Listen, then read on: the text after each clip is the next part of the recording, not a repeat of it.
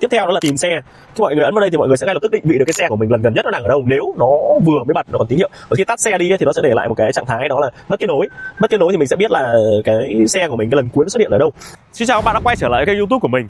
Thì trong video này mình sẽ chia sẻ cho tất cả các bác về tất cả liên quan đến câu chuyện sử dụng của VF3, từ câu chuyện là sử dụng trên xe này. Và video này dành cho người mới nhé, những bác mà đang chuẩn bị sở hữu VF3 và những bác mà vừa lấy xe về và chưa biết hết tất cả những chức năng của VinFast VF3. Thì video này mình sẽ chia sẻ từ câu chuyện là sử dụng trên xe, chìa khóa, thứ hai là chức năng và những cái phím bấm như thế nào. Mặc dù trong app nó có hướng dẫn rồi nhưng mà sẽ tương đối khó hiểu cho những người mới. Thứ ba là app trên điện thoại, và tiếp theo nữa nó là liên quan đến câu chuyện sạc, cụ thể nó sẽ như thế nào. Ngoài ra thì có những cái tính năng nào trên VF3 mà hầu như cũng có nhiều người họ chưa biết, chưa để ý. Thì trong video này mình sẽ chia sẻ tất tần tật về VF3.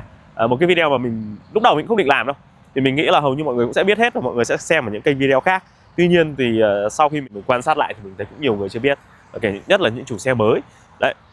Vì VF3 là một chiếc xe công nghệ chứ nó không thuần là như xe xăng hay là xe dầu, nó là cơ học. Còn cái này chủ yếu là điện và công nghệ, nên rất nhiều thứ liên quan đến cái vấn đề đấy mà nhiều người họ không rành về công nghệ nên sẽ không biết. Thì video này sẽ dành cho các bác. Ok, bây giờ chúng ta sẽ vào và kiểm tra lại tất cả các chức năng của VF3, những tính năng nó như thế nào và sử dụng ở trên xe như thế nào. Đây, xin mời các bác. Đầu tiên đấy thì khi các bác mua VF3 các bác sẽ có hai cái chìa khóa. Ở đây mình có bọc qua rồi. Cái này là chìa khóa mà sẽ không có phím bấm nhé, không có phím bấm, ở đây mình khóa hết rồi. Còn chìa khóa này là chìa khóa có phím bấm này. VF3 bao giờ có hai chiếc, một chiếc có điện tử, còn một chiếc là chỉ có chức năng là dự phòng thôi. Chiếc dự phòng thì mình sẽ cắm ở đây, tại vì muốn khởi động VF3 ấy, thì nó không cắm chìa khóa ở đây, mà nó cắm chìa khóa ở đây. Nó nhận ở trong này nó không có chip, nó nhận thông qua tín hiệu này, nó xác nhận là xe đã cắm chìa khóa hay không. Còn nếu mà các bác rút cái này ra ấy, thì khi các bác khởi động ấy, nó sẽ báo là không có chìa khóa ở đây. Đây, một lúc nó sẽ xác nhận là nó sẽ báo lỗi, nó không có chìa khóa ở đây. Đấy, nhưng mà khi mà mình cắm vào nó sẽ nhận. Nó sẽ nhận xong sau đó thì mình cứ để nguyên cái chìa khóa này đây thôi. Mình cũng ít khi sử dụng đến nó. Còn chìa khóa này thì mang tính chất là mở khóa xe từ xa. Rồi, vậy thì bây giờ chúng ta cùng quan sát trên chiếc VF3 nó có những cái gì và những cái chúng ta cần sử dụng là gì. Đầu tiên, khởi động thì như mình đã chia sẻ với các bác, khi các bác lên đấy, các bác đặt cái chìa khóa nó vào đây. Nếu các bác chỉ dùng một chìa thì các bác cắm chìa này vào cũng được. Đấy, và sau đó đạp phanh. Đấy, khi đạp phanh thì bắt đầu nó sẽ hiện lên cái màn hình ready. Từ từ để mình khóa lại đã. Ok, để mình sẽ làm lại từ đầu nhé. Bây giờ mình sẽ khóa lại xe này. Ok, đây, rồi. Rút chìa khóa. Coi như là mình chỉ sử dụng một chìa thôi nhé. Ví dụ các bác đứng bên ngoài, bác hoàn toàn có thể ấn nút này mở. Đây, mở xong khi các bác mở cửa xe lên, ngay lập tức màn hình nó sẽ hiển thị lên. Đó. Và lúc này ấy, thì nó yêu cầu này, chưa phát hiện ra chìa khóa xe. Thì các bác, nếu các bác dùng một chìa thì các bác để đây được. Sau các bác đạp phanh. Đó, nó sẽ hiện lên một loạt tất cả những cái thông tin về cảnh báo. Và đợi cái chữ này nó biến hết đi, nó chỉ hiện mỗi chữ already này thôi. Là lúc này chúng ta có thể đi được. Thì đây là cái liên quan đến khởi động nhé. Nhớ phải đạp phanh nhé. Cả cái các bác muốn đang đứng ở P ấy, mà muốn vào số khác thì các bác vẫn phải đạp phanh thì mới vào được. Rồi, bây giờ chúng ta đến những cái phím bấm bình thường trên xe. Thì nhất đây là cụm liên quan đến điều hòa. Và trong xe mà muốn bật điều hòa thì đương nhiên là phải xoay núm này. Đấy, xoay núm này bắt đầu có gió thổi ra này. Thì các bác có thể tăng lên. Đấy, nấc 2, nấc 3 và nấc 4. Gió rất mạnh luôn. Đó, thì bình thường mình đi có khi mình chỉ cần để nấc 1 thôi, nhưng hôm nào nóng thì mình sẽ để nấc 2. Và muốn lạnh thì các bác bật AC lên. Đấy, thì ngay lập tức cái điều hòa lạnh nó sẽ làm việc. Đây, còn khi mà muốn, đây là nấc giữa này, không nóng không lạnh này. Đấy, vặn sang bên màu xanh này, màu xanh này đại diện cho lạnh. Đấy, thì một lúc nhiệt độ nó sẽ, cái máy nén khí nó sẽ hoạt động. Còn nếu mà muốn nóng thì các bác vặn sang bên này.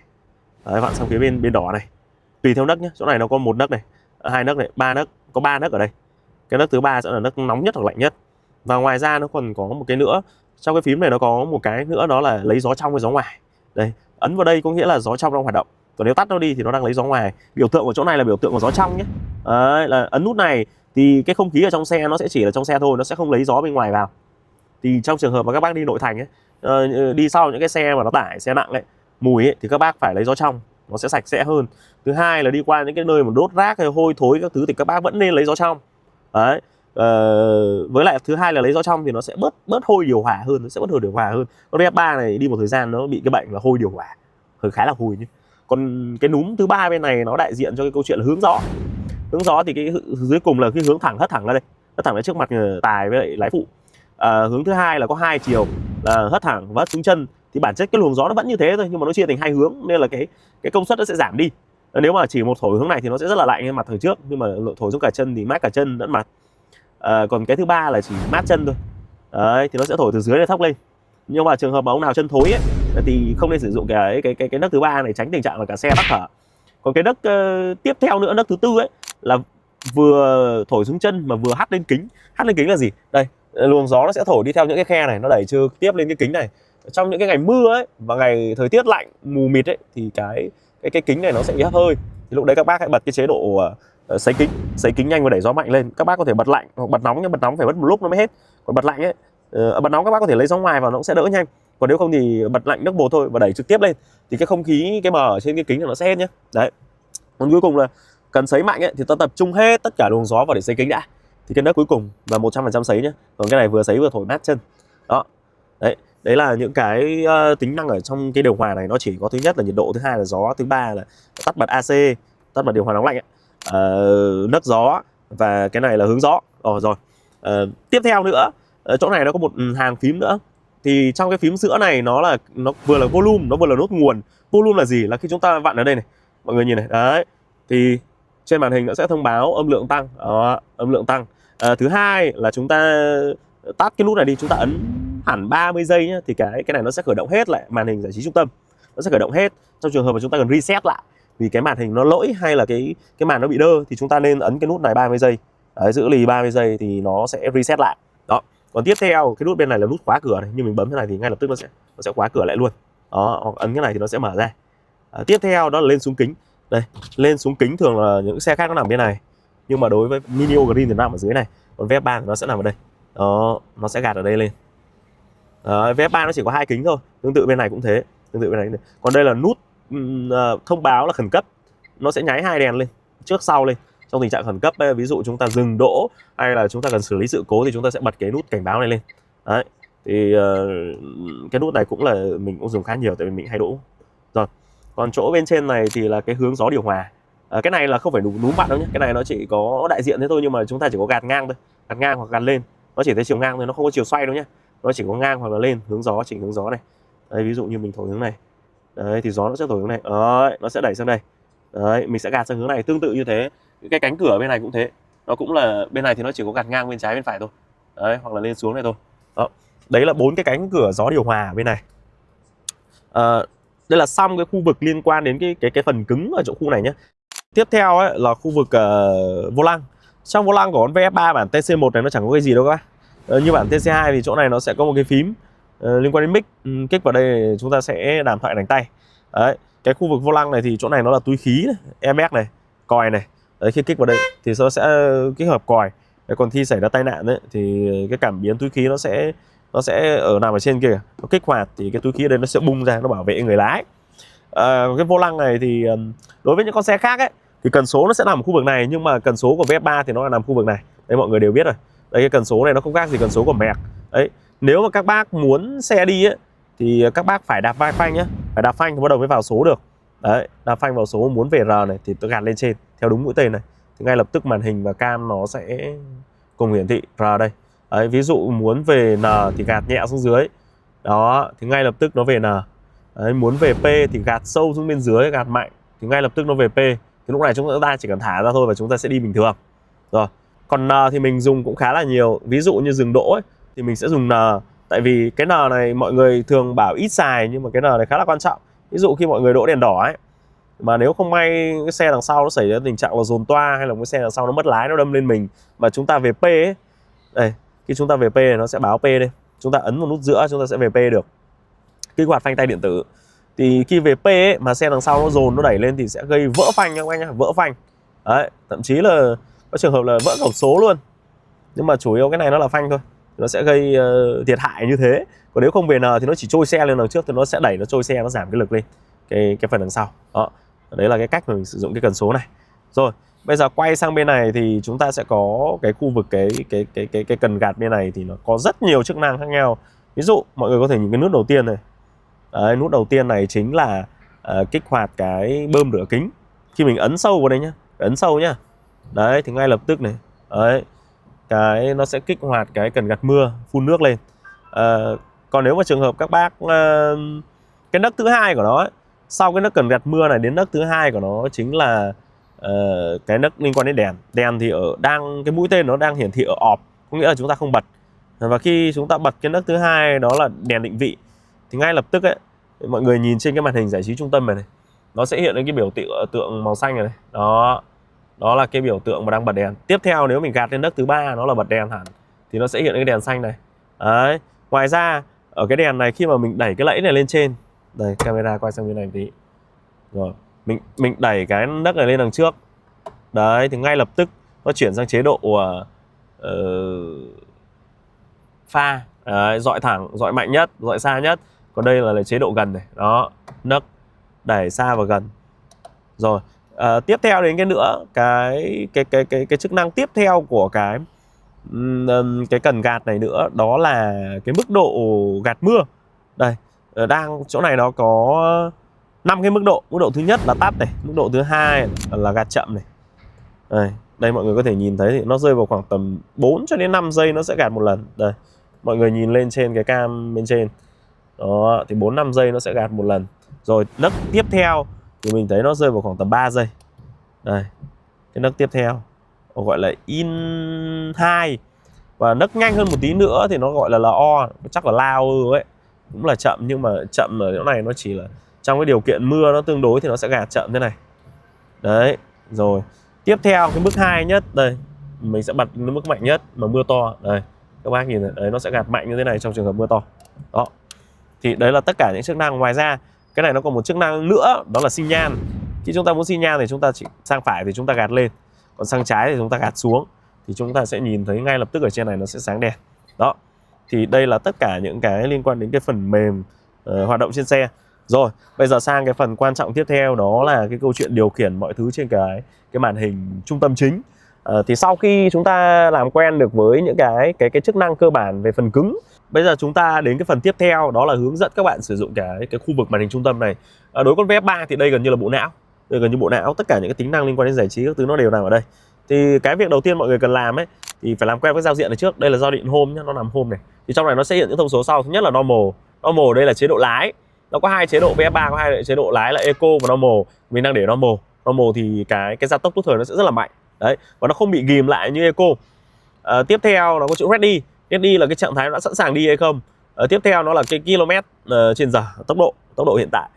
Tiếp theo nữa nó là tình trạng xe nó đang ở số nào, P, R, N hay D.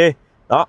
Tiếp theo nữa là cái liên quan đến cái thông số pin, bao gồm phần trăm pin và cái quãng đường dự kiến di chuyển nhé. Cái quãng đường nó nó chỉ tương đối thôi, nó không đúng hoàn toàn đâu nhé.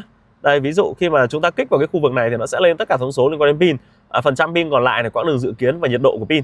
Đây là 3 thông số cực kỳ quan trọng mà tất cả chúng ta cần phải nắm. Tại vì sao? Khi nhiệt độ cao quá thì chúng ta cần phải hãm lại bằng cách là hạn chế để nó hoạt động cái tốc độ cao. Thứ hai là tìm cái chỗ mát mà nghỉ.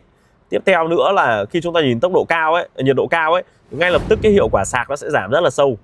Đấy, khi các bạn sạc với cái nhiệt độ 38, 40 hay là hơn 40 độ ấy thì cái sạc nhanh nó sẽ bị bóp lại, cường độ giảm bóp lại để nó bảo vệ pin. Quãng đường dự kiến là như mình nói ấy, nó chỉ đúng khoảng 50-50 thôi. Còn ở cái khu vực pin này các bác, chỗ này là pin nhá, bên này nó có biểu tượng răng cưa, thì khi chúng ta kích vào đây chúng ta sẽ cài đặt được giới hạn sạc. Ví dụ giới hạn sạc là gì? Là khi chúng ta cắm sạc vào ấy, nó chỉ sạc tối đa đoạn này nó sẽ dừng lại. Ví dụ mình đang để giới hạn là 100%, có nghĩa là mình cần sạc đầy bình. Còn trường hợp nào mình chỉ cần sạc đến 80% nó tự dừng lại. Thì đến 80% khi mà giả sử lúc đấy còn 30%, nó sạc đầy đến 80% thì tự động nó sẽ ngắt cái nguồn sạc ở trụ vào. Đấy, nó sẽ tắt luôn. Còn đấy là trường hợp mà tự động nhé. Còn trường hợp mà chúng ta dùng thủ công thì chúng ta thích tắt lúc nào cũng được. Thì tí mình sẽ hướng dẫn trong cái video liên quan đến sạc. Còn lại thì như mình thường là mình để 90. Thì còn lúc nào mình cần sạc đầy thì mình để 100. Rồi, mức nhắc nhở pin. Cái này là nó sẽ nhắc nhở khi mà thông báo là pin nó đang thấp ở đoạn nào thì nó sẽ đưa ra cái nhắc nhở pin đang ở mức này. Để làm sao cái nhắc nhở này giúp cho mình dự đoán trước được là nếu mà về mức này thì chúng ta nên đi sạc. Ví dụ như mình đang để ở 23 hay 25 gì đấy, mình để 23, có nghĩa là đến khi nào nó tụt xuống còn 23% nó sẽ thông báo cho mình một cái tin, đó là pin của bạn đang tụt xuống mức 23. Thì lúc này đồng nghĩa với việc mình phải đi tìm trụ sạc. Tại vì pin không nên để tụt dưới 20% đâu các bạn nhé, không nên để tụt dưới 20%. Đấy là tất cả những thông số về pin. Tiếp theo là khi các bác kích vào cái hành trình A này này, đấy, thì nó sẽ ra cho các bác thông số là ô đô. Trong này nó có hai thứ. Thứ nhất là ô đô là tất cả quãng đường con xe đã di chuyển. Ví dụ như xe của mình đã đi là 7.890 km. Tất cả từ đầu mình lấy đến giờ là đâu đó là khoảng tầm hơn 4 tháng rồi. Hơn 4 tháng rồi. Thì mình đã đi được 7.890 km. Và hành trình A ấy, ví dụ mình muốn đi đâu thì mình chọn một cái hành trình. Ví dụ như thế này, mình đặt lại mình đặt lại hoàn toàn thì bây giờ mình đã làm một hành trình mới này. Ví dụ mình đi từ đây về nhà, mình sẽ đặt một cái hành trình mới để mình đo thử xem quãng đường vận tốc như thế này nó tiêu tốn bao nhiêu phần trăm nhiên liệu. Đó. Để mình tự khảo sát. Rồi. Đấy là những thứ liên quan đến cái màn hình trung tâm. Thì tiếp theo nữa, ở màn hình trung tâm này thì cái việc nữa nó là hai cái ô này. Ô này thì nó liên quan đến cái kết nối vào Bluetooth. Thường là các bác mua mới xe và các bác nên kết nối vào Bluetooth luôn. Các bác kích vào đây ấy, thì nó sẽ hiện lên những cái thông số Bluetooth. Đây, mình sẽ bật Bluetooth đây. Đây là một cái máy mình sẽ bật lên. Rồi, nó sẽ hiện lên đây VinFast VF3 DT. Kích vào phát. Đấy, nó sẽ hiện này. Chấp nhận yêu cầu kết nối của CR7. Ok, ghép đôi. Rồi, đã kết nối xong. Bên này nó cũng hiển thị đã kết nối xong. Tình trạng này. Rồi, ok. Đúng không ạ? Thì bây giờ chúng ta muốn mở cái gì ở trên này chúng ta đều có thể mở được. Ví dụ như mình muốn có thể mở. Thôi, cái này nó tương đối nhạy cảm nên là ví dụ đây. Đấy. Thì nó sẽ phát lên loa Bluetooth. Đấy. Thì đây là cái kết nối liên quan đến Bluetooth. Nếu mọi người muốn xóa cái kết nối đi thì mọi người cần kích vào dấu 3 chấm này, mọi người ấn nếu mà muốn tắt cái đấy để đi dùng cái khác thì mọi người ấn hủy. Thì lần sau lên nó tự động kết nối lại. Còn nếu các bác muốn xóa nó đi thì ấn vào quên. Quên thì có nghĩa là coi như nó sẽ xóa luôn cái ông CR7 này đi, nó sẽ không còn nữa. Đấy, nó sẽ xóa luôn ở trong này đi. Đấy, và làm mới lại. Đấy, thì ngay lập tức trong cái danh sách này nó chỉ còn mỗi cái của mình thôi. Đó. Tiếp theo ở trong cái mục cài đặt này thì chúng ta có Wi-Fi như vừa nãy mình đã nói, kích hoạt ở đây lên. Đây, mình sẽ hướng dẫn mọi người cái cách mà mọi người có thể kết nối luôn Wi-Fi. Thì để kết nối Wi-Fi lên thì chúng ta phải bật cái điểm truy cập cá nhân ở đây lên. Đây là iPhone nhé. Với Android các bạn làm tương tự, khi bật lên thì ngay lập tức ấy, chúng ta đợi một tí nó sẽ hiện thị lên. Mình cũng không biết cái kết nối này là tên nó là gì. Đợi mình một chút. Đây, điểm truy cập cá nhân. Bật cái nút tăng khả năng tương thích lên. Đấy, thì nó sẽ hiện lên mật khẩu 999, điểm truy cập, rồi CR7. Đấy, các bác nhìn thấy chưa? CR7 này. Nó sẽ bắt mình nhập mật khẩu. Chỗ này là 8 con 9. 9. Đủ chưa nhỉ? Rồi, nó đã kết nối thành công. Rồi. Đấy, khi kết nối thành công thì nó sẽ thông báo nhiệt độ ở đây. Đó, vậy thì kết nối thành công xong tí chúng ta còn dùng cái gì thì từ từ đã. Bây giờ mình quay lại cái phần vừa nãy. Đây. Sau cái khi kết nối được Wi-Fi ấy, thì mọi người đến cái phần tiếp theo, mọi người ấn vào cái biểu tượng liên quan đến cái loa này. Đấy, thì mọi người có thể cài đặt âm lượng tối đa khi khởi động xe hay âm lượng đa phương tiện mặc định. Ngoài ra chỗ này ấy, mọi người phải set up thì loa của VF3 nó mới hay được. Đây, thông số setup đây mọi người hãy lưu nó lại nhé. Mọi người chọn cái chế độ tùy chỉnh. Đây, chọn cái chế độ tùy chỉnh này. Sau đó mọi người kéo tất cả những cái này về đây. Cái mức này nó là đang khoảng là đây, kéo về mức này theo cái biểu đồ như thế này cho mình. Thì cái loa nó sẽ rất là hay. Đó. Đây mọi người hãy chụp lại cái màn hình này và lưu lại nhé. Đó. Tiếp theo nữa, đây là giao diện. Giao diện chủ đề thì nó khá là đơn giản thôi. Mọi người có thể chọn chủ đề sáng này, chủ đề theo hình VinFast này, hay là chủ đề tối giản này. Như mình thì mình chọn theo chủ đề VinFast thôi. Thì nó cũng dễ. Tùy mọi người nhé. Mọi người có thể để màn hình chủ đề sáng này. Chủ đề sáng đi nó sẽ hơi chói mắt nên mình không thích. Mình để cái chủ đề này nó trung đạo một tí, nó mềm mại một tí. Hình nền thì mọi người có thể thay đổi. Đây, mọi người có thể chọn những hình nền khác nhau. Hiện tại đang dùng hình nền mặc định này. Có độ sáng màn hình đây, mọi người có thể giảm xuống qua đây, nó tối hẳn đi, hoặc là kéo lên đây để nó sáng hẳn lên. Đấy. Tiếp theo là cái biểu tượng hình tròn tròn này liên quan đến thông số xe. Thì thông số xe ở đây mọi người có thể đặt tên xe ở đây. Đây, ví dụ mọi người VinFast VF3 DT. Đấy, mọi người có thể kích vào cái này để mọi người sửa tên thành VF3 hay là VF3 của ai đó như thế nào thì mọi người điền cái phím như thế này mà ấn người thay đổi là xong. Đấy, cái cơ bản. Tiếp theo nữa là dưới này nó thể hiện thông số của xe. Ví dụ bản bay, VF3 bản bay, bản phần mềm hiện tại là 1.8.9. Đấy, mình mới cập nhật lên. Ô đô là 7.890. Đây là số Vin. Đấy. Ngôn ngữ hiển thị thì hiện tại chỉ có 3 ngôn ngữ thôi, đó là tiếng Việt, tiếng Indo và tiếng Anh. Rồi, ngay và giờ ở đây thì mọi người nên chọn cái chế độ mặc định là day, month và year, có nghĩa là D M I I, có nghĩa là D là đây là ngày, month là tháng, còn year là năm. Định dạng giờ 24. Nhớ ấn vào cái múi giờ tự động cập nhật đó. Thì bên trong này nó sẽ có sẵn một cái con sim, eSIM rồi. Thì khi các bác ấn vào tự động cập nhật múi giờ này, ngay lập tức nó sẽ cập nhật theo cái sim, theo cái mạng. Và cuối cùng nó là liên quan đến cái thông số phần mềm. Thông số phần mềm hiện tại là nó chỉ có 2 cái chức năng thôi. Cái này thì mình nghĩ là tương lai hãng nó sẽ làm cái OTA cập nhật online. Đấy thì nó sẽ liên quan đến phần cuối này, còn phần cuối nó chỉ xem thông số phiên bản là bao nhiêu thôi. Đấy, thì đấy là những cái chức năng liên quan đến cái phần giao diện cập nhật xe này. Thứ hai, khi mọi người kích vào đây, mọi người kích vào biểu tượng này thì mọi người sẽ vào những chức năng liên quan đến cài đặt chế độ xe. Cái này rất quan trọng này. Nếu mọi người muốn chuyển sang chế độ lái Eco thì mọi người kích vào đây, ngay lập tức cái trên này nó hiện Eco màu xanh. Eco màu xanh đồng nghĩa với tiết kiệm pin, mình đi normal cũng được cho nó sướng. Rồi, chế độ di chuyển chậm, cái này mình khuyên mọi người nên để cái chế độ di chuyển chậm này, cái này nó rất là hay. Tại vì sao? Khi mọi người để cái chế độ di chuyển chậm ấy thì nó sẽ giống như xe xăng, là khi nhả ra thì xe nó sẽ tự động nó đi nhẹ. Thì thứ nhất là nó không xảy ra tình trạng là mình đạp dúi. Thứ hai là nó không xảy ra cái hiện tượng là lốp nó nhanh mòn. Vì gia tốc của xe điện nói chung nó rất là mạnh. Khi mà chúng ta vừa đạp ga ấy, nó sẽ vọt đi thì theo cái quán tính ấy, thì nó sẽ mài mòn cái lốp rất là nhanh. Còn nếu chúng ta bật cái di chuyển này thì chúng ta thả nó sẽ lăn từ từ, sau đó chúng ta tăng tốc thì về lâu về dài ấy, cái lốp của chúng ta nó sẽ bền hơn của người khác. Đấy là điều chắc chắn nhé, 100% luôn. Với thứ hai là để tránh giật mình thì cái chế độ di chuyển chậm này mình thấy nó khá là hợp lý. Thì mọi người nên bật.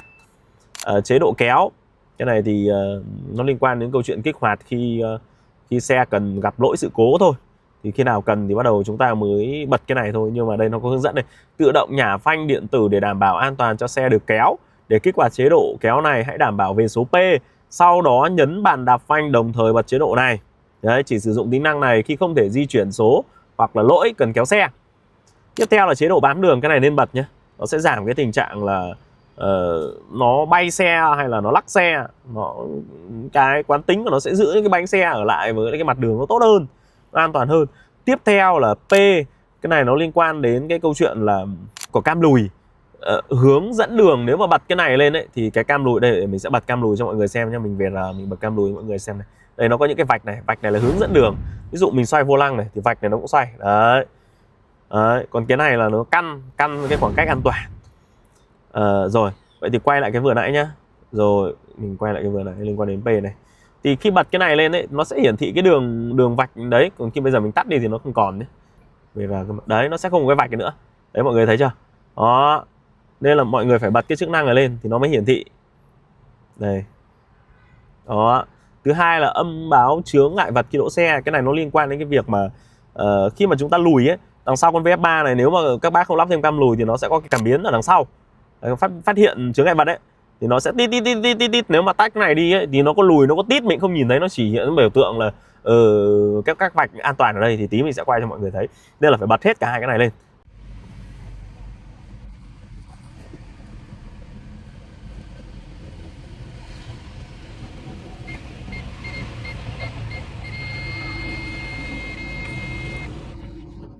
Tiếp theo đó là cảnh báo quá tốc độ. Thì cái này thì thực ra là tùy mọi người cài thôi. Nhưng mà nó vượt quá những cái con số này thì nó sẽ cảnh báo lên trên màn hình thôi. Đấy, cũng không quá quan trọng. Tiếp theo là cảnh báo chống trộm. Thì chỗ này mình đang để chế độ là ví dụ ấn vào đây thì khi mà có thằng nào mà nó vào nó le ve con xe của mình, nó sẽ phát ra cái cảnh báo, nó chỉ bật đèn thôi. Còn nếu ở đây thì nó sẽ chỉ có tiếng còi thôi. Còn nếu ấn vào đây thì nó cả còi cả đèn nó rú lên. Đấy, thì ban đêm rồi mình dễ nhìn thấy. Đấy, thì nó hoảng nó cũng chạy đi thôi. Tiếp theo là phản hồi mở cửa khóa này. Cái này thì nó liên quan đến việc là khi chúng ta mở khóa đấy, ở đây đấy, thì khi chúng ta ấn mở khóa thế này thì cái tín hiệu này nó sẽ vang lên cả còi đèn. Nhưng mà cái còi của VF3 này nó rất phô trương, nó rất thu hút mà nó gây hơi xấu hổ tí. Thế nên là mình chỉ để mỗi đèn thôi. Đấy là khi mình bật cái này thì đèn nó sẽ nháy.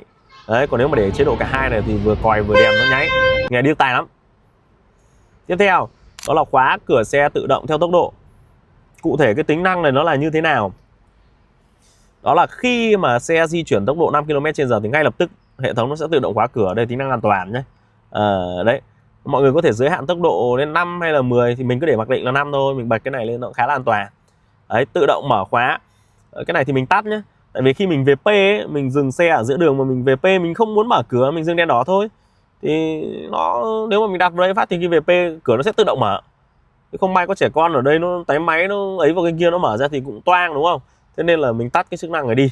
Rồi cái giám sát GPS thì cũng chẳng cần. Tại vì khi chúng ta ấn vào đây thì nó có tác dụng thôi, nhưng mà lần sau chúng ta lại phải ấn lại. Tiếp theo nữa, đây cái ô đô lúc nãy mình vừa nói liên quan đến cái tiến trình đặt lại đây.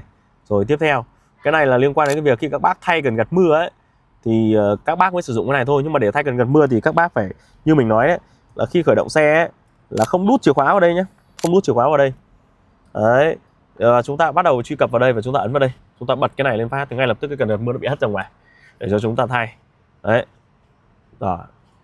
Tiếp theo là chúng ta đến với cái phần là các ứng dụng trên VF3 màn hình trung tâm. Thì thực ra là bản này của mình nó không qua Android Auto và CarPlay nên nó thiếu thốn lắm. Nó chỉ có thứ nhất là cài đặt, thứ hai dịch vụ, thứ ba đa phương tiện, thứ tư là EV, thứ tư tiếp theo là hướng dẫn sử dụng, thứ năm là trình ghép, 6 xe và lái và cái vừa nãy chúng ta vừa xem đấy. Đấy nó là cái như thế này. Rồi. Còn cái cài đặt nó là cái mà lúc nãy mình chia sẻ với các bạn từ đầu, từ kết nối Bluetooth này, Wi-Fi này, âm thanh này, rồi phần mềm này. Rồi, còn cái dịch vụ này thì nó liên quan đến câu chuyện là khi chúng ta gặp sự cố cứu hộ ấy thì nó sẽ báo lỗi ở đây và nó sẽ cho mình cái cảnh báo và liên hệ với lại hotline như thế nào, cụ thể ra sao. Thì cái này mình chả bao giờ giải xe có lỗi đâu. Đa phương tiện nó liên quan đến loa, nó liên quan đến Bluetooth, nó liên quan đến các thiết bị. Ở chỗ này nó có 3 nấc. Nếu mà chọn ở giữa thì nó là phát loa của Bluetooth thông qua điện thoại. Nếu mà kích vào đây thì nó thông qua USB cắm qua cổng Tai-C ở dưới. Cổng Tai-C ở bên dưới mà lúc nãy quên mình chưa giới thiệu với các bạn. Cổng Tai-C này đối với TC2 thì các bác chỉ cần cắm dây của iPhone vào, nguồn vào đây, Tai-C của iPhone hoặc là dây Lightning đấy, cắm ra thì nó sẽ lấy cái tín hiệu ở đây. Nó dùng CarPlay dây nhá, chứ không phải là không dây đâu, vẫn phải dùng xài dây. Hoặc là nếu không thì kết nối loa thông qua cái này. Có cái nếu muốn phát nhạc thông qua một cái USB Tai-C ở đây, cắm vào đây phát là nó cũng phát nhạc lên trên này luôn. Đấy, còn thứ ba là ở cái cuối bên này nó là cái đài thì đây nó có một số cái kênh khả dụng đây, ví dụ như VOV giao thông đó, loa cũng khá là tốt đấy. Nếu không thì chúng ta sẽ mở kênh đấy tùy các bác đó. Còn nếu không thì để ở giữa này thì nó sẽ mặc định phát âm thanh liên quan đến Bluetooth. Rồi đấy là cái đa phương tiện. Còn cái EV này nó bản chất nó chính là cái lúc nãy mình ấn vào đây này, đây, mình ấn vào đây thì nó truy cập luôn vào cái tính năng của EV này. Còn nếu không thì kích vào đây thì nó cũng ra cái EV. Mà EV như mình nói lúc nãy nó liên quan đến điều khiển pin. Trong này nó có thông số pin này, quãng đường dự kiến và nhiệt độ này. Vừa nãy 23 nó lên 24 rồi này. Rồi tiếp đây nó liên quan đến cái mức độ cài đặt sạc của mình đấy, để làm sao cho nó tối ưu hay mức độ nhắc nhở. Rồi mình lại quay lại đây tiếp. EV xong đến hướng dẫn sử dụng. Thì nếu các bác nào mà không muốn xem video của mình thì mọi người có thể kích vào đây để xem hướng dẫn giới thiệu tất cả mọi thứ này. Tổng quan này, rồi khoang mở và khoang chứa này, chìa khóa này, ghế này. Thì nó sẽ hiện tất cả những cái thông số lên cho mình là ghế trước nó như thế nào, cảnh báo ra sao, lưu ý ra sao. Đó. Thì nếu các bác hoang mang cái gì thì các bác có thể tìm trong này. Hệ thống điện áp cao này, giới thiệu về xe đây. Đây là thông số của điện áp cao này. Nó sử dụng cho máy nén khí này, máy sưởi này, bộ 2 trong 1 phân phối điện và bộ chuyển đổi điện DC to DC ấy. Và video trước mình có chia sẻ cho mọi người này. Liên quan đến cổng sạc là bộ điều khiển động cơ này, là bộ biến tần đấy. Bộ biến tần chuyển dòng DC này. Đấy thì trong này nó sẽ có bộ hệ thống truyền điện này, pin cao áp, dây điện đấy. Đó là những cái thông số. Còn đến bảo dưỡng nữa. Thông tin bảo dưỡng này đấy. Nếu các bác có thời gian thì có thể quan tâm đến cái này. Mình nghĩ đâu ạ. Ở đây cái thứ hai, cái này lúc nãy mình chia sẻ bản chất nó chính là cái này. Đây cái này. Còn đây là cái mà nhiều bác khá trông mong. Đó là khi truy cập vào đây thì mọi người hoàn toàn có thể lướt web và xem YouTube bình thường. Đấy, ví dụ mình kích vào đây mình xem YouTube này. Đấy, nó sẽ lấy wifi ở đây ra. Wifi thông qua điện thoại. Đó, và kết nối lên đây. Thì ngay lập tức chúng ta có thể để xem được, lựa chọn được YouTube để xem này. Đó, vì nó liên quan đến bản quyền nên mình sẽ không kích vào đây để play nhé, chứ không mà mình cũng ăn đòn luôn. Kích vào đây xem bình thường luôn nhé. Trong cái quá trình sạc rồi các bác có thể xem bình thường. Đấy rồi. Thì đây là những cái thứ liên quan đến trên màn hình chính. Ngoài ra trên màn hình chính nó còn một chức năng nữa mà mọi người ít để ý, đó là vuốt từ trên này xuống này. Đó, khi vuốt xuống nó sẽ hiện thông số nhanh này, wifi đang bật này, bluetooth này. Ấn vào đây thì ngay lập tức các bác có thể đổi chế độ eco hay là chế độ normal. Kích vào đây nó là biểu tượng của chế độ cắm trại. Khi sạc thì mọi người nên bật chế độ cắm trại lên, hoặc là muốn ngủ trên xe qua đêm thì nên bật chế độ cắm trại lên. Đấy. Tiếp theo nó liên quan đến câu chuyện là tổng đài vừa nãy, và đây là cam, liên quan đến cam lùi. Đấy, cam lùi thì tất cả nó hiển thị trên này. Ngoài ra còn độ sáng màn hình nó còn hiển thị ở đây nữa. Đấy, nó đều hiển thị ở đây thì mọi người có thể lựa. Đấy, còn liên quan đến cài đặt thì nó cũng nằm ở đây, cũng vào trong phần này. Đó, đây nếu muốn tắt thì tắt vào đây. Thì đây là tất cả những cái thứ trên màn hình trung tâm. Ngoài ra còn một thứ nữa, đó là liên quan đến cái tài khoản người sử dụng. Như mình nói với các bạn đấy, đầu tiên các bạn vào đây, đối với những xe mới thì các bạn nên vào cái hồ sơ của tôi và cài đặt. Nó trong này nó sẽ có nhiều thứ này, nó sẽ có lái xe chính này, nó có lái xe phụ các bạn có thể thêm vào này, và nó có xác thực liên quan đến cái chìa khóa nào. Đấy, thì nếu mà xe mà bị mất ấy, mình gọi điện lên hãng, họ sẽ khóa tất cả những thứ này lại và cái xe này không thể nào di chuyển được. Đấy, cái hay của VinFast nó là như thế, nó không khác gì Apple luôn. Ví dụ thông tin về hồ sơ lái chính này, quản trị viên này, số điện thoại này, xác thực này, sẽ theo chìa khóa này. Đấy, thống kê lái xe gần đây thì nó sẽ hiện cho mình tất cả những quãng đường mình đã đi, tổng số 490 cây đã đi trong vòng 7 ngày. Ngày vừa rồi đây mình đi 152 cây, 178 cây, và ngày 12 mình đi 128 cây. Mức tiêu thụ trung bình này, đây 6,8 km trên 100 cây này. Đấy, 7,6 này, 7,9 này. Cái công suất thực tế này, công suất là cái số điện mình đã tiêu thụ ấy. Mình tiêu thụ trong 7 ngày qua mình đã tiêu thụ hết 36,89 số điện rồi. Đấy, thì trong này nó liên quan đến thống kê dữ liệu lái. Đấy, hay không? Cái này thì nhiều bác không biết đâu. Đấy, ngoài ra thì có thể vào cái hồ sơ của khách. Đấy, ví dụ mình cho thuê hay như thế nào thì mình có thể chuyển cho họ cái chế độ khác để họ tận hưởng, họ làm quen. Đấy, thì nó sẽ chuyển ngay lập tức sang một cái giao diện mới. Đây, radio không có kênh nào. Đấy, không có cơ sở dữ liệu. Nó sẽ không cho kết nối những cái thứ khác nữa, mà chỉ kết nối theo hồ sơ của ông chủ thôi. Đang quét lại này, đó. Đấy, thì mình lại hoàn toàn lại có thể về quản trị luôn. Rồi, cái này là liên quan đến cái hệ thống của phần trên xe. Thì ngoài ra như mình chia sẻ đấy, với F3 ấy, bản thân nó là một chiếc xe liên quan đến công nghệ, thế nên không thể thiếu được là smartphone. Ok, bây giờ mình sẽ vào hướng dẫn các bạn liên quan đến phần smartphone. Tiếp theo, quản lý trên điện thoại như thế nào. Bây giờ mình sẽ hướng dẫn mọi người cái cách việc sử dụng app VinFast thông qua smartphone của mọi người. Đầu tiên mọi người cần phải tải, đó là tải cái app VinFast. Mọi người vào App Store hoặc là CH Play tùy theo Android hay là Apple nhé. Tìm VinFast. Đó. Tìm app VinFast thì mọi người chọn đến cái app VinFast này này. Đang có 736 đánh giá này. Mọi người như mình đã tải rồi thì mình ấn vào mở phát thì nó sẽ hiển thị lên. Đây, bây giờ mình sẽ mở lại thông qua app này, mình đã tải sẵn rồi. Đây. Rồi, trên cái app này nó sẽ hiện thị rất nhiều thông tin. Thứ nhất là trạng thái xe, như kiểu xe của mình thì bây giờ mình đang bật và đang đỗ. Thứ hai là trạng thái pin và sạc. Kích vào đấy nó sẽ hiển thị thông số là pin đang hiện tại là 92%. Quãng đường dự kiến là 193 km. Mức sạc ở đây là gì? Là mình giới hạn ở đây là mình cho sạc đầy luôn. Rồi, dịch vụ pin nó liên quan đến việc là mọi người có thuê pin hay không. Nếu mà thuê pin thì nó sẽ hiện, còn không thuê pin thì không phải quan tâm. Tiếp theo là lịch sử sạc, thì nó sẽ check xem là bạn đã sạc ở đâu, hóa đơn như thế nào. Ví dụ mình kích vào đây nó sẽ ra này. Đây. Ngày 12 tháng 1 năm 2026, nơi sạc này, cắm thời gian cắm từ 14 giờ 27 phút đến 15 giờ 23 phút. Tổng số điện đã sạc là 13,1 kg. Tính tổng ra tiền là 50.385 đồng và đang được khuyến mại bởi VinFast mãnh liệt tinh thần Việt. Đây là tổng thanh toán bằng không. Rồi, thì đây nó liên quan đến lịch sử đã sạc nhé. Thứ hai, kích vào chỗ này thì nó sẽ là trạm sạc. Nó sẽ hiển thị là xe mình đang nằm ở đâu và xung quanh đấy có bao nhiêu cái trạm sạc. Thì trong cái trạm sạc này nó sẽ hiển thị này. Ví dụ như thế này là nó có hai cái tia sét thì nó là có trụ sạc nhanh. Còn nếu nó chỉ có một tia sét thôi ấy, thì nó là sạc chậm nhé. Và sạc chậm thì nó không, đây ví dụ như thế này này. Đây, con Glycemco này, một súng này đang gửi xe miễn phí này. Thì đây là trụ 11 kW thì nó là trụ sạc của AC. Thì V3 sẽ không dùng với những trụ này nhá, nên mọi người đừng có tìm những cái trụ này. Đấy, thứ hai là kích vào cái chỉ đường và nó sẽ chỉ đường đến nơi, và nó dự kiến với cái quãng đường là 0,8 km ấy, thì đến nơi sẽ còn 91%. Thì nó rất là hay. cho mình trong cái quá trình mà mình tìm kiếm. Mình có thể thêm danh sách ở đây rồi lại quay lại tiếp. Tiếp theo đó là tìm xe.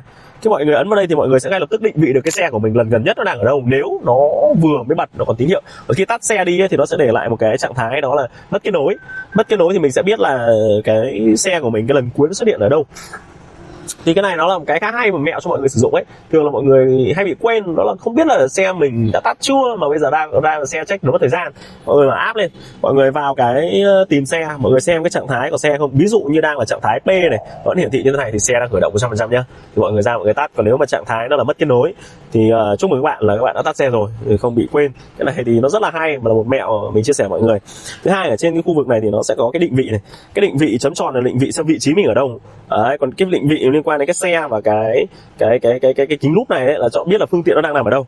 Đấy, còn cái nấc này nó liên quan đến cái giao diện, là chúng ta chọn bản đồ hay là chúng ta chọn hình ảnh vệ tinh. Đây, không gian tối, không gian sáng. Ngoài ra bên trên này nó còn những cái tìm kiếm khác. Ví dụ mọi người muốn tìm các cái xưởng dịch vụ của VinFast thì có thể kích vào đây nếu trong trường hợp xe có vấn đề. Tìm kiếm trạm sạc thì nó cũng nằm ở đây luôn. Đó, nó rất là hay. Tiếp theo xuống bên dưới thì phần bên trên này nó còn một thứ nữa, đó là khi mọi người kích vào cái số km này nó sẽ hiện ra phần trăm pin thực tế, và kích phần trăm nó là hiện số km thực tế. Đấy, và kích vào cái biểu tượng xe và đỗ xe này thì ngay lập tức nó sẽ vào cái câu chuyện là xe của bạn đang ở đâu. Rồi cái biểu tượng liên quan đến cái này nó là thông báo. Thông báo này thì chủ yếu là thông báo là xe sạc hay là ra rút sạc là chính thôi. Còn mọi người muốn thay đổi cái giao diện của cái hình VF3 này thì nó rất là đơn giản. Xe của mọi người màu nào thì nó sẽ hiển thị y hệt như thế trên màn ảnh này nhé. Đấy, mọi người chỉ cần kích vào cái biểu tượng bút chì này, mọi người thay đổi cái hình nền thôi. Đấy, thì ngay lập tức mọi người sẽ chọn được những cái giao diện khác. Ví dụ mình chọn giao diện này này, rồi mình đợi một tí nó led, rồi ngay lập tức nó sẽ thay đổi giao diện luôn. Đấy, nó rất là hay. Tiếp theo nữa là xuống cái phần góp một tương lai xanh. Góp phần cho một tương lai xanh thì cái này nó tạm tính là với số km mình đã di chuyển thì tương đương với mình đã giảm phát thải 1,31 tấn CO2, và tương đương với việc là mình trồng 60 cây xanh. Cái này nó chỉ mang tính chất tinh thần thôi, chứ nó cũng không có gì quan trọng cả. Còn cài đặt xe thì nó có cái cập nhật phần mềm xe, thì hiện tại ấy, thì nó bắt buộc mọi người vẫn phải đa xưởng dịch vụ để cập nhật, nhưng mình nghĩ tương lai chắc chắn là mọi người sẽ cập nhật OTA thông qua điện thoại và thông qua kết nối wifi ở trên này. Đấy, đảm bảo wifi và tốc độ tốt nhất thì có thể cập nhật được phần mềm. Phần mềm con này chắc nó chỉ loanh quanh khoảng vài trăm B là cùng thôi, nên là nó rất là nhanh. Đấy, thì đấy là tương lai mà mình nghĩ chắc chắn là nó sẽ cập nhật OTA được. Tiếp theo đó là thông tin về xe, thì nó liên quan đến tất cả tên xe, rồi số VIN, rồi cái chu kỳ bảo dưỡng tiếp theo ở 15.000 cây hoặc là ngày mùng 1 tháng 6 năm 2026. Thì khi có cái đấy thì gần đến ngày thì mọi người nhớ ấn vào cái đặt lịch. Đấy, đặt lịch trước để đến bảo dưỡng. Thứ hai là số VIN, thứ ba là model, màu xanh, biển, phiên bản phần mềm, ngày kích hoạt, ngày kết thúc bảo hành. Còn bên dưới là thông tin liên quan đến eSIM. Còn eSIM VF3 thì được tặng con eSIM miễn phí 2GB một tháng. Miễn phí 2GB một tháng này. Đấy, dung lượng còn lại hạn sử dụng ngày 16 tháng 1 năm 2025, dung lượng còn lại là khoảng 1GB8. Cái dung lượng này thực ra nó không phải là dung lượng cao, nó chỉ dùng để làm cái chức năng là kết nối, phát tín hiệu để kết nối gửi dữ liệu vào hệ thống server của VinFast và đẩy vào thông qua phần mềm để chúng ta có thể ghi nhận thông tin thôi. Còn nếu mà dùng cái đấy để xem những cái chương trình giải trí như kiểu YouTube các thứ thì nó không đủ sức, hãng nó không làm điều đấy. Nó dùng cái chức năng cái sim này chỉ với tác dụng duy nhất đó là giữ kết nối thôi. Đó, nếu mọi người muốn xem thì mọi người phải kết nối thông qua wifi của mọi người, phát điện thoại ra và xem trực tiếp trên màn hình. Tiếp, mọi người cũng không nên tốn tiền mua gói cước này làm gì nhé. Nó cũng không khả quan hơn đâu. Cái tiền đấy mọi người nên dùng để mua những cái sim mạnh là chúng ta làm cái wifi cũng được. Rồi, tiếp theo là dữ liệu lái xe. Dữ liệu lái xe này nó không khác gì cái dữ liệu lái xe lúc nãy mình đã cho mọi người xem trên cái thông số liên quan đến người lái chính ấy, nó sẽ hiển thị lên. Ví dụ ở đây là 7 ngày vừa rồi đi được 490 km. Ngày 10 tháng 1 thì mình đi được 152. Rồi tiếp theo ngày 11 là 178, tiếp theo là 128. Đó. Và trên cái quãng đường này mọi người có thể chọn là cái mức năng lượng, thì tổng 7 ngày mình đã đi được là 36,89 km rồi. Ok, rồi số điện rồi thì tương đương với lại 3.800 một số, thì nó rơi vào đâu đó là khoảng là loanh quanh 100.000, hơn 100.000 tí. Đấy, và mình đi được 450 cây, quá rẻ luôn các bạn.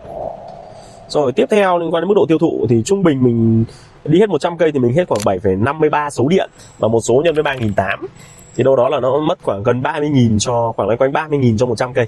Rẻ hơn xe máy chưa? Đây tất cả những dữ liệu này đều ghi nhận nhé. Đây 3 ngày gần nhất đây. Ngày này đi 128 cây là trung bình hết 6,77 kWh. Đấy, trên 100 cây. Này là 7,6 kWh trên 100 cây. Cái này đi là nhiều nhất là 178 km. Đấy, để chúng ta chứng minh với nhau là VinFast Megapack nó rất là tiết kiệm và chúng ta không hề mõm một tí nào. Và 30 ngày gần nhất thì mọi người cũng tương tự xem là như thế thôi. Đấy, tương tự như thế thôi khoảng năng lượng này. Đấy, mình 30 ngày gần nhất mình đi hết 96,72 số điện. Thì tương đương với nó là một số là 3.800 đâu đó là hết khoảng 380.000 gì đấy. Khoảng 380.000, gần 400.000. Đó, đi được 1.300 mấy chục cây ấy. Rồi, cuối cùng nó là đặt lịch. Cái đặt lịch này rất là quan trọng nhé. Nếu mà mọi người gặp vấn đề liên quan đến lỗi phần mềm hoặc là phần cứng, sẽ gặp vấn đề gì mọi người có thể đặt lịch trước cái này, tìm cái xưởng dịch vụ gần nhất mọi người. Và nó ok nhé, không phải xưởng dịch vụ nào cũng ok đâu. Hãy tìm xưởng dịch vụ uy tín mà chơi. Tại vì liên quan đến tay nghề của đội ngũ thợ trong đấy. Phải đặt lịch trước. Thì trong này nó có này, mọi người có thể chọn là bảo dưỡng hoặc là sửa chữa chung hoặc là đồng sơn với thêm mô tả. Xong mọi người chọn vị trí theo thành phố nơi của mình. Đấy, và tìm đến địa điểm, thời gian và xác nhận lại thông tin. Thế là xong thôi. Rồi. Tiếp theo mọi người chọn là nó là hỗ trợ trên đường, thì nó liên quan đến câu chuyện là mọi người gặp vấn đề liên quan đến lỗi xe mà cần cứu hộ thì mọi người có thể tạo yêu cầu trên này. Rồi lái thử, rồi cảnh báo, rồi thuê pin. Đấy là mức trang chủ như bên dưới nó thể hiện ô đô này là 7.894 km. Rồi tiếp theo sang cái bản đồ thì như mình nói, bản đồ lúc nãy nó hiển thị không khác gì cái lúc nãy mình ấn cho mọi người bên phần kia thôi. Nó cũng là tìm hệ thống trạm sạc gần nhất này, kích của trạm sạc là trạm sạc gần nhất này. Rồi mọi người muốn tìm định vị xe thì mọi người ấn vào cái hình xe. Mọi người muốn định vị chính bản thân mình đang ở đâu thì mọi người ấn vào định vị này, và nó sẽ tự hiện khoảng cách của mình với cái xe nó là bao nhiêu. Đó, rồi. Tiếp theo sang cái phần khám phá. Phần khám phá thì đầu tiên nó hiển thị cái đơn mua hàng mình đã mua. Ví dụ mình mua VF3, mình mua VF5, VF6, VF7 nó đều hiển thị chung trên tài khoản này hết. Sau cái phần hỏi đáp chuyên gia thì mọi người có vấn đề gì liên quan đến con xe của mình thì có thể hỏi đáp trực tiếp trên này. Đấy. Rồi hoặc là đọc những câu hỏi của người khác, khá là hay. Khám phá VinFast thì chỗ này nó sẽ giới thiệu những mẫu xe khác để cho mình tham khảo. Rồi cuối cùng là phụ kiện xe thì mình khuyên là nó dăm ba cái thứ là ốp yếc các thứ cam nổi các đấy nó khá là đắt, nên là thôi mọi người đừng tốn tiền trên này làm gì, thì tìm ngoài nó sẽ rẻ hơn. Rồi tiếp theo cuối cùng là phần tài khoản. Tài khoản này mọi người có thể tên tài khoản này mọi người có thể thay ảnh đại diện này, kích vào đây để thay ảnh đại diện này, đó, chọn hoặc là tự chụp. Rồi cái member này nó liên quan đến thành viên của VClub, Vpoint. Rồi tiếp theo khuyến mại thì trong cái này nó sẽ hiển thị là con xe của mình đang được áp khuyến mại gì. Ví dụ ở đây của mình có chương trình mãnh liệt tinh thần Việt. Đấy, nó áp theo số Vin, cái hết hạn là 30 tháng 6 năm 2017, thì có nghĩa là khi áp dụng cái chương trình này nó áp vào tài khoản này thì mình sẽ tự động được miễn phí sạc đến 30 tháng 6 năm 2027 nhé. Đó, cái này là CEO làm cho mình, áp cho mình trong cái quá trình của các bạn nhận xe. Phải kiểm tra xem nó có cái này không. Có cái này thì chúng ta đã cắm trụ sạc vô tư, không phải lo gì. Nhiều khi CEO quên đấy. Tiếp theo là phương thức thanh toán. Mọi người có thể thêm thẻ Visa vào đây. Cái này thì sau này mọi người mua cái gì thì mới cần thôi. Hoặc là ví dụ sau này nó hết những khuyến mại sạc rồi thì chúng ta mới áp thẻ vào đây để thanh toán trực tuyến thôi. Đấy, hóa đơn thì nó liên quan đến những hóa đơn mà chúng ta đã sạc. Còn ai có thuê pin ở đây thì nó sẽ hiển thị hóa đơn thuê pin. Ở đây chúng ta nó là còn những hóa đơn mà mình chưa thanh toán nhé. Đấy, còn đây nó sẽ thêm lịch sử mình đã thanh toán những cái gì nó hiển thị hết đây. Đây. Ví dụ như này mình vừa cắm thử cho mọi người xem ấy, là 1,1 số trong vòng 5 phút. Đấy, hết 4.000, nó cũng hiển thị luôn đấy, nó trừ luôn đấy luôn. Còn tương tự những cái hóa đơn bên dưới nữa. Đấy. Ví dụ như thế 2,2 số. Đây, 39.000, 10,2 số thời gian sạc. Đó, dịch vụ thuê pin. Nếu mà mình thuê pin thì nó sẽ hiển thị ở đây. Rồi. Cuối cùng là thanh toán tự động này. Thanh toán tự động này thì nó áp dụng, mình cũng chưa biết là nó sẽ áp dụng như thế nào, thì tại vì mình cũng chẳng có cái gì cần thanh toán ở trên VinFast cả. Rồi cài đặt chung thì nó hiển thị là ngôn ngữ thì nó có tiếng Anh với tiếng Việt. Đơn vị thì ở đây nó là km hay là mét hay là định dạng giờ giấc, ngày, nhiệt độ. Đấy, thì mọi người xem những cái chỉ số này mọi người sẽ thêm vào luôn.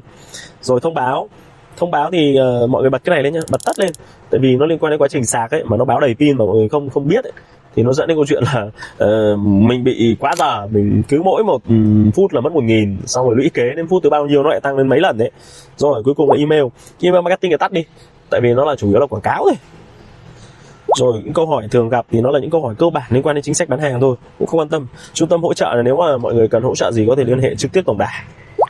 Rồi yêu cầu hỗ trợ như mình nói mọi người có thể tạo ra. Đó, VinFast họ xử lý cái này khá là nhanh nhé. Rồi thông tin ứng dụng, điều khoản sử dụng thì mấy cái này liên quan đến chính sách thôi. Đây hướng dẫn sử dụng, đây là hướng dẫn sử dụng xe nhé, mọi người có thể tham khảo cái này, hoặc là hướng dẫn sử dụng app. Đó, nó giống như cái hướng dẫn sử dụng mà mình chia sẻ trên màn hình chính trung tâm ấy. Rồi cuối cùng là cái thông số xe của mình. Đây, thông số nó là như nào, số Vin bao nhiêu, ai là chủ sở hữu, vai trò như thế nào. Thì sau này muốn bán xe thì chuyển quyền này thôi là ok. Đó. Rồi, đây là tất cả những thông tin liên quan đến cái tài khoản người dùng như mình vừa chia sẻ đấy. Cái hay nhất của con VinFast ấy nó chính là sử dụng qua app điện thoại như thế này. Nó rất hay, nếu mà các bác mua xe xăng ấy thì các bác gần như là sẽ không có những cái thứ này.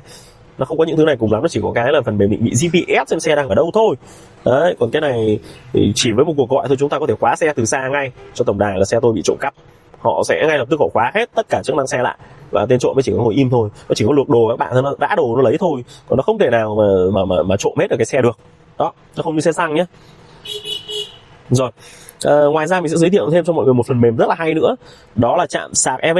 Cái này nó thông tin về tất cả các trụ sạc xung quanh nhà mình. Ví dụ tìm trạm sạc gần đây, mình ấn vào Allow, nó sẽ cho mình đầy đủ tất cả những loại sạc xung quanh đây. Ví dụ như đây mình chỉ chọn là trụ 60 này, trụ 30 này, và trụ 20 này, còn trụ 11 kg và 3,5 kg thì mình không cho vào đây. Đây là trụ AC nhé. Ngay lập tức mình sẽ nhìn thế này, xung quanh mình cách đây 0,0 km là ngay cạnh mình này. Còn trống rất nhiều trụ 30 với 20 này, 4 trụ 20 ở đây thì có một trụ có cắm sạc, còn 3 trụ là trống nhá. Đó. Tiếp theo này là rất nhiều luôn này. Đấy, mọi người có thể check luôn hoặc là check theo địa chỉ gần nhà mình. Ví dụ như mình tìm ở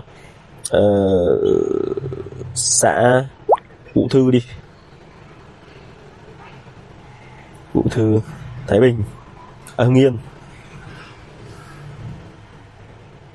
Đây, nó sẽ hiện lên một loạt tất cả những cái trụ này, 180 kg 2 cổng trống, 60 kg 2 cổng trống. Thì nếu mà nó không trống ấy thì nó sẽ hiện lên màu khác ngay. Đấy, còn đây là tất cả trụ đang rất là ngon này, đang chờ các bác về này. Đó. Thế nên là với cái tính năng này thì chúng ta sẽ biết là đâu có những trụ nào mà chúng ta muốn tìm trụ nào nó rất là dễ. Ngoài ra nó còn có cả lộ trình nữa. Ví dụ mình muốn đi từ đâu đến đâu thì mình hoàn toàn đây, như mình đi từ Hà Nội, Bắc Từ Liêm đến Thanh Hóa, Đồng Cống thì nó sẽ tìm trên lộ trình này của mình có quãng đường đi nó có bao nhiêu trụ, đến đâu thì trụ. Đấy, ví dụ như đến phường Đông Ngạc này, xung quanh này Vinhome, Smart City, dọc đường này nó có bao nhiêu trụ, mình đến đâu mình đây này. Đấy, có 30 có một cổng sạc này, 60 thì mình hoàn toàn có thể lên được lịch trình một cách dễ dàng. Đó là một cái app rất là hay, đó là trạm sạc EV.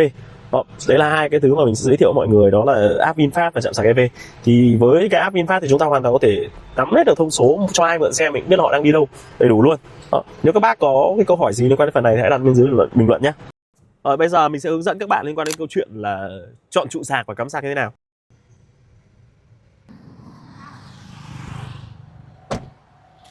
Đối với VF3 ấy, thì nó có rất nhiều trụ, nhưng mà VF3 chỉ nhận DC thôi, là dòng một chiều ấy. Thì mọi người bây giờ hiện tại là tối thiểu là có các trụ 20, trụ 30, trụ 60, trụ 120, một trụ 250. Đấy, thì ở đây là một trụ 20 nhá. Trụ như thế này là trụ 20 này các bác này. Đấy, trụ 20. Rút nó ra. Đấy. Và sau đó thì đây, mời cameraman đi sang đây. Mọi người ấn vào đây phát là nó sẽ tung cái nắp này ra, rút hai cái xác này ra, cắm nó vào đây. Rồi. Thế là xong. Và bây giờ chúng ta nhìn vào đây đã, xem nó nhận thông số ở đây không. Rồi. Đây, camera đưa sát vào đây. Nó sẽ hiện tín hiệu ở trên này nhé các bác nhé. Nó sẽ hiện tín hiệu ở trên này này. Nó bắt đầu nhận. Đợi một lúc. Cái chạm 20 này nó sẽ hơi lâu. Mọi người có thể chạm lý tưởng nhất cho VF3 là chạm 20 và chạm 30. Chạm 20 là gì? Là công suất trong 1 tiếng nó có thể bơm ấy là 20 kW, có nghĩa là 20 số điện trong 1 tiếng. Hoặc là trụ 30 thì nó là 30 số điện. Đây, nó đã nhận rồi này, camera đưa vào sát đây. Đây là công suất tối đa của trụ 20, nó sẽ là rơi vào 17,8 kg. 17,8 kg có nghĩa là trong 1 tiếng nó sẽ sạc được 17,8 kg. Mà con pin của VF3 nó là 18,6 kg. Nhưng mà thực tế cái dòng điện cường độ 10 sạc nhanh như thế này, đây gọi sạc nhanh nhá, thì nó chỉ duy trì được đến 90% pin thôi. Còn sau dưới tại 90% pin thì nó sẽ giảm công suất xuống để nó tránh nóng pin. Đây. Tại đây. Thì chỗ này nó có thông số của pin này, hiện tại pin của mình là 87%. Đấy, thời gian sạc, dòng điện này, dòng nhân với điện áp thì nó sẽ ra công suất. Đó, công suất lên 18 kg rồi này, mọi người thấy không? Lên 18 kg. Nhưng mà tí nó lên được 90% nhá, đứng ở đây một tí này, tí mọi người sẽ xem nó lên 90%, ngay lập tức cái công suất này nó sẽ giảm xuống. Đây, bây giờ mọi người để ý này, hiện tại pin nó là 91% và công suất nó tụt xuống này, còn 9,5 kg, có nghĩa là 9,5 kW trên 100 trên 1 giờ nữa.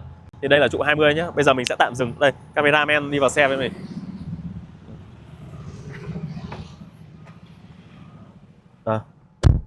Thì đây là cái giao diện, camera đưa sát vào đây.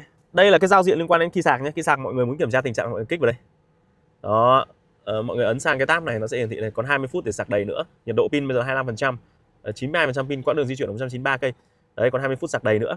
thực tế nó có thể ngắn hơn đấy. Thứ hai là liên quan đến cái giới hạn công suất này. Như bây giờ mình muốn dừng sạc thì mọi người chỉ cần nốt đây thôi, bắt buộc phải dừng sạc trong xe nhé, từ bên ngoài nó sẽ không rút được đâu. Đấy, dừng sạc này thì ngay lập tức 1, 2, 3 nó sẽ ngắt nguồn. Đấy, nghe kêu cái tách phát có nghĩa là nó đã dừng rồi, và để nó hiển thị đây thông báo đã dừng sạc, bây giờ bạn có thể tháo súng sạc.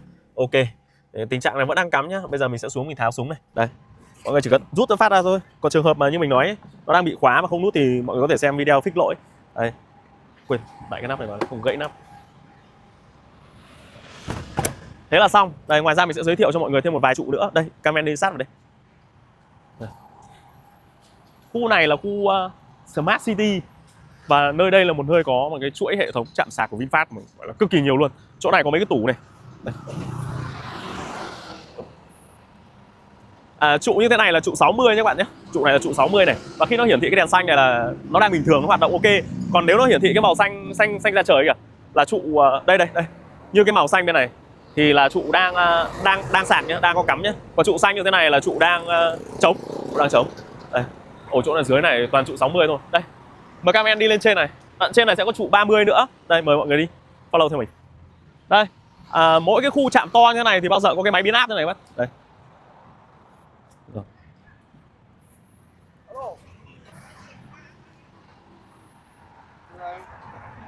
Đây là một trụ 30 kg. Trụ 30 kg này thì trụ 30 và trụ 20 là trụ thích hợp nhất đối với VF3. Đấy. Tại vì dòng con VF3 nó có thể nhận tối đa là 25 kg trên giờ nhé. Con này là 30 kg thì thoải mái, nó sẽ không phải gồng ép. Còn những cái trụ to quá thì đôi khi nó sạc nhanh quá nó sẽ gây nóng pin. Mà cắm trụ to thì nó cũng chỉ lên đến mức đấy thôi. Với lại thứ hai là nó sẽ làm nếu mà sạc trụ càng nhỏ thời gian lâu hơn thì đồng nghĩa với lại là cái quãng đường đi được ấy, cái pin ấy nó sẽ đi được dài hơn một chút nhé. Cái này là cái kinh nghiệm quá trình sử dụng mình nhận ra một điều đấy. Đây là thường mình chỉ dùng ở cái sạc trụ 30 và trụ 20 thôi. Đấy. Ngoài ra nếu mọi người có thể ngon thì mọi người dùng cái cầm tay đi, nhưng mà bây giờ đang miễn phí sạc thì cứ đa trụ mà sạc. Ngoài ra có trụ 60. Còn nếu mà trường hợp nào bất khả kháng mà đi xa mà không có trụ nào khác thì bắt buộc phải dùng trụ 120 thôi. Còn nếu không thì dùng 60. Cái 60 thì gặp khá thường xuyên. Còn 30 và 20 thì cũng rất là ok. Đấy, là hợp lý nhất cho xe cho VF3. Đó. Nếu các bác thấy video hay và giá trị thì cho mình xin một like và đăng ký kênh nhé, để mình chia sẻ nhiều hơn về VF3 và một số những cái thứ hay ho bên VF3 nữa. Xin chào và hẹn gặp lại.